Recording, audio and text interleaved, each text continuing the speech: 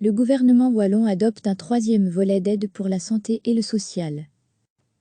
Le gouvernement wallon a adopté, jeudi, un troisième volet d'aide pour les secteurs de la santé, du social, de l'emploi, de la formation et de l'économie sociale.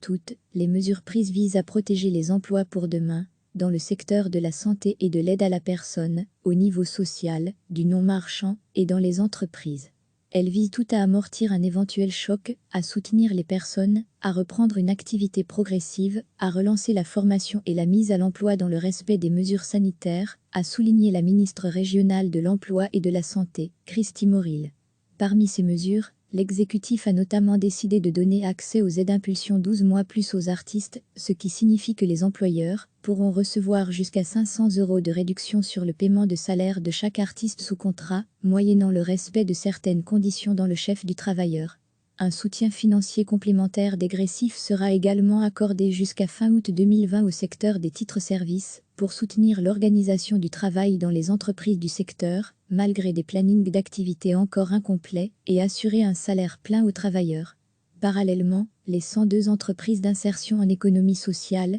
qui ont pour but de favoriser l'insertion durable et de qualité des travailleurs défavorisés, et les 62 structures d'initiative de développement de l'emploi dans le secteur des services de proximité à finalité sociale, verront leurs modalités de financement adaptées pour neutraliser la période de crise. En matière d'emploi et de formation, l'organisation de Job Day virtuels sera encouragée et plus de 4 millions d'euros serviront à booster les formations à distance. Les maisons de repos, elles, bénéficieront d'une garantie de financement public liée à une activité normale pour les établissements fortement touchés par le Covid-19 durant la période du 1er juillet au 30 septembre 2020. Cette mesure s'appliquera aussi à l'ensemble des centres de soins de jour, qui ont dû fermer leurs portes depuis la mi-mars. Des mesures ont également été prises pour soutenir les structures régionales afin d'acheter du matériel de protection sanitaire pour leurs travailleurs dans le cadre du redéploiement de leurs activités jusqu'à fin 2020. Cela concerne notamment les agences locales pour l'emploi, AL, les centres d'insertion socioprofessionnelle, CISP, les missions régionales pour l'emploi, MIR, les opérateurs des plans mobilisateurs des technologies de l'information et de la communication,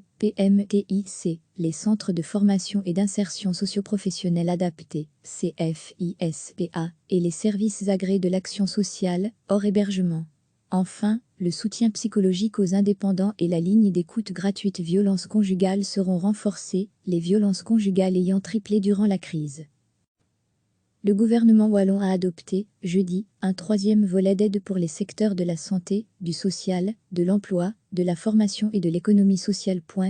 Toutes les mesures prises visent à protéger les emplois pour demain, dans le secteur de la santé et de l'aide à la personne, au niveau social, du non-marchand et dans les entreprises. Elle vise tout à amortir un éventuel choc, à soutenir les personnes, à reprendre une activité progressive, à relancer la formation et la mise à l'emploi dans le respect des mesures sanitaires, a souligné la ministre régionale de l'Emploi et de la Santé, Christy Moril. Parmi ces mesures, l'exécutif a notamment décidé de donner accès aux aides impulsion 12 mois plus aux artistes, ce qui signifie que les employeurs pourront recevoir jusqu'à 500 € de réduction sur le paiement de salaire de chaque artiste sous contrat, moyennant le respect de certaines conditions dans le chef du travailleur. Un soutien financier complémentaire dégressif sera également accordé jusqu'à fin août 2020 au secteur des titres-services, pour soutenir l'organisation du travail dans les entreprises du secteur, malgré des plannings d'activité encore incomplets, et assurer un salaire plein aux travailleurs. Parallèlement, les 102 entreprises d'insertion en économie sociale,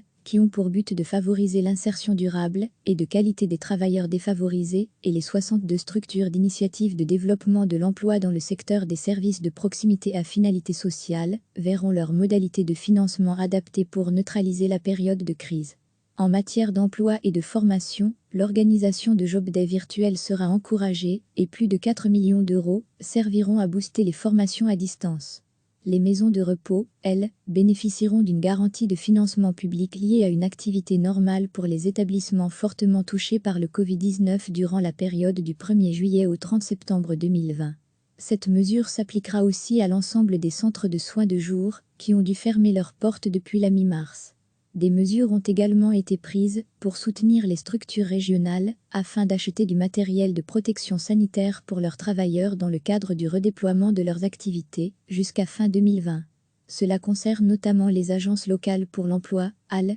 les centres d'insertion socioprofessionnelle, CISP, les missions régionales pour l'emploi, MIR, les opérateurs des plans mobilisateurs des technologies de l'information et de la communication, PMTIC, les centres de formation et d'insertion socioprofessionnelle adaptés, CFISPA, et les services agréés de l'action sociale, hors hébergement. Enfin, le soutien psychologique aux indépendants et la ligne d'écoute gratuite violences conjugales seront renforcés, les violences conjugales ayant triplé durant la crise.